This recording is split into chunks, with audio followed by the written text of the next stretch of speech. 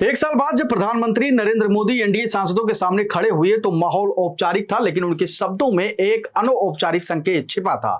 एक ऐसा इशारा जिसने भारतीय राजनीति के गलियारों में हलचल मचा दी। प्रधानमंत्री नरेंद्र मोदी ने गृह मंत्री अमित शाह की प्रशंसा करते हुए न सिर्फ उन्हें सबसे लंबे समय तक सेवा देने वाला गृह मंत्री बताया, बल्कि यह भी जोड़ा, यह तो सिर्फ शुरुआत है, अभी अमित शाह को लंबा रास्ता तय करना है। जरा ठहर कर सोचिए, ये शब्द सिर्फ तारीफ नहीं बल्कि एक संभावित राजनीतिक उत्तराधिकारी की सार्वजनिक प्रस्तुति थी। यह पहला मौका था जब मोदी ने इतने खुले मंच से अमित शाह के भविष्य की ओर स्पष्ट संकेत किया, और यहीं से शुरू होती है भारतीय जनता पार्टी के अगले अध्याय की बहस और कहानी। मोदी के बाद कौन? अगर आपको इस सवाल का जवाब जानना है तो भाजपा की राजनीति को थोड़ा गहराई से समझना होगा। पीएम मोदी हर शब्द, हर वाक बेहद रणनीतिक तरीके से इस्तेमाल करते हैं। उनका भाषण सिर्फ बोलने के लिए नहीं होता, बल्कि उससे सत्ता और संगठन के संदेश तय होते हैं। ऐसे में अमित शाह की तारीफ महज भावनात्मक बयान नहीं थी, यह भाजपा के सांसदों के लिए एक मैसेज था कि शाह सिर्फ आज के मजबूत गृह मंत्री नहीं है, बल्कि भविष्य के केंद्रीय नेता भी हो सकते हैं। और क्यों ना हो, गुजरात मॉडल में शाह ही तो वह सेनापति थे जिन्होंने मोदी को मजबूत किया। 2014-2019 के चुनाव की रणनीति की असली धुरी शाह ही थे। कश्मीर से धारा 370 हटाना हो, सीए लाना हो या एनआई की पकड़ मजबूत करनी हो, अमित शाह की छवि निर्णायक नायक की बन चुकी है। लेकिन सवाल ये नहीं है कि अमित शाह मजबूत हैं, असली सवाल ये है कि क्या भाजपा और राष्ट्रीय स्वयंसेवक संघ उन्हें मोदी के बाद सहजता से स्वीकार करेगा? तो इसका जवाब भी आप जान लीजिए। राष्ट्रीय स्वयंसेवक संघ का एक स्पष्ट सिद्धांत है, 75 की उम्र पूरी करने के बाद नेताओं को सक्रिय राजनीति से एक सम्माननीय संन्यास लेना चाहिए। पीएम मोदी इसी वर्ष सितंबर में 75 वर्ष के हो जाएंगे। ऐसे में उनकी राजनीतिक यात्रा अब अपने निर्णायक मोड़ की तरफ बढ़ रही है। तो क्या यह बैठक मोदी का पॉलिटिकल वसीयतनामा थी? क्या उन्होंने संकेत दे दिया है कि मोदी के बाद शाह होंगे अगले कैंडिडेट? हालांकि किरण रिजिजू ने सफाई दी कि पीएम का बयान गठबंधन को लेकर था, लेकिन लोग इस स्पष्टीकरण को स्वीकार नहीं कर पा रहे हैं, क्योंकि नरेंद्र मोदी अपने हर भाषण में बहुत सटीक और परिश्रमी होते हैं। वो कोई बात यूं ही नहीं बोलते। तो क्या अमित शाह सहज उत्तराधिकारी हैं? तो इसका जवाब है, संगठन के अंदर और बाहर की राजनीति अलग होती है। शाह संगठन में ताकतवर हैं, लेकिन उनकी स्वीकारता हर वर्ग में सहज नहीं रही है।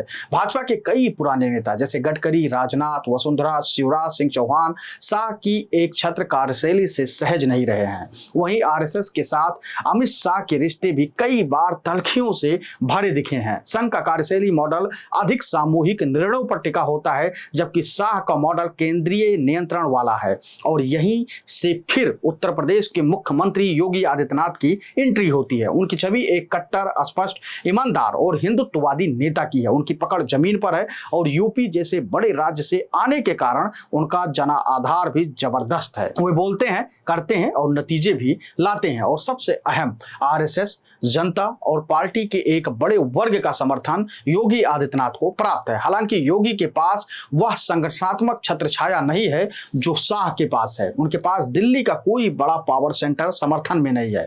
लेकिन यह भी सच है कि योगी इतनी आसानी से हार मानने वालों में नहीं है। अगर मोदी हटते हैं और शाह उत्तराधिकारी बनते हैं तो योगी आदित्यनाथ भाजपा के भीतर सबसे बड़ा आंतरिक लोकतांत्रिक विरोध बन सकते हैं। उनके पास जनता का सीधी ताकत है, आरएसएस की आत्मीयता है और पार्टी के कई वरिष्ठ नेताओं की सहानुभूति है। 2024 का चुनाव भाजपा ने जीत लिया है, लेकिन 2029 की लड़ाई अभी से शुरू हो चुकी है। और यह लड़ाई बाहर विपक्ष से नहीं बल्कि भाजपा के भीतर होनी है। अमित शाह, योगी आदित्यनाथ, राजनाथ सिंह, गडकरी, ये नाम केवल नेता नहीं है, ये भविष्य की संभावनाएं हैं। शाह के पास रणनीति है, मोदी का समर्थन है, परंतु संगठनात्मक स्वीकारता एक चुनौती है। योगी के पास जनाधार है, स्पष्ट विचारधारा है, लेकिन दिल्ली का समर्थन उनके पास नहीं है। गडकरी और राजनाथ जैसे वरिष्ठ नेता अब पार्टी में निर्णयकारी नहीं रहे हैं, परंतु वे भविष्य के समीकरणों में किंग मेकर की भूमिका जरूर निभा सकते हैं। अब इस पूरी खबर का निष्कर्ष क्या है तो वो भी आप जान लीजिए आसान और सरल भाषा में।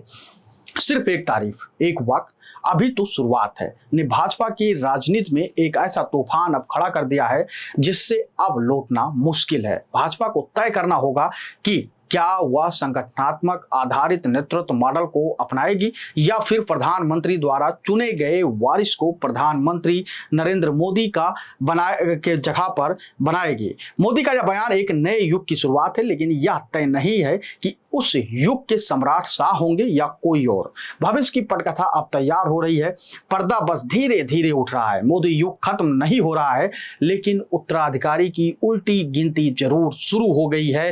और इसी उत्तराधिकारी को लेकर देखा गया है कि उत्तर प्रदेश से लेकर दिल्ली तक हलचल मची रहती है। कभी कहा जाता है इनको ये पद दिया जाएगा, कभी कहा जाता है उनको वो पद दिया जाएगा, कभी कहा जाता है कि धनखड़ के इस्तीफे के पीछे भी किसी एक ऐसे राजनेता का हाथ था, उन्होंने कॉल किया और उसके बाद उनकी बहस हुई और उसके बाद उनका जबरदस्ती तरीके से इस्तीफा लिया गया। वही उत्तर प्रदेश के सीएम योगी आदित्यनाथ को लेकर भी कई तरीके की हमेशा से अफवाहें रही हैं, बातें होती रही हैं। कभी कभी ये कहा जाता है कि योगी से जो नेतृत्व है केंद्र की वो नाराज चल रहा है, कभी कहा जाता है कि योगी आदित्यनाथ केंद्र में जाएंगे, कभी ये कहा जाता है कि उत्तर प्रदेश का जो प्रदेश अध्यक्ष होगा वो योगी आदित्यनाथ के ऊपर शिकंजा कसेगा, जिससे जो योगी आदित्यनाथ की स्वतंत्र शैली है, कार्य करने की जो क्षमता है उसको दबाया जाएगा, उसको कम किया जाएगा, जिससे योगी आदित्यनाथ वो ब्रांड ना रह जाएं जो अभी भी वो हैं। आप अपनी राय हमें कमेंट सेक्शन में जरूर दीजिएगा और बताइएगा कि प्रधानमंत्री नरेंद्र मोदी ने जिस तरीके से अमित शाह की ये तारीफ की और कहा कि अभी अमित शाह को बहुत लंबा रास्ता तय करना है और सबसे ज्यादा समय तक वो गृह मंत्री रहे हैं, और ऐसे में जो उनकी तारीफ उन्होंने किया उससे कई तरीके की अब आशंकाएं पैदा हुई हैं, कई तरीके के लोग दावे कर रहे हैं। उसको लेकर आप अपनी राय हमको जरूर दीजिएगा और बताइएगा कि प्रधानमंत्री नरेंद्र मोदी के बाद सबसे अच्छा पीएम कैंडिडेट कौन होगा।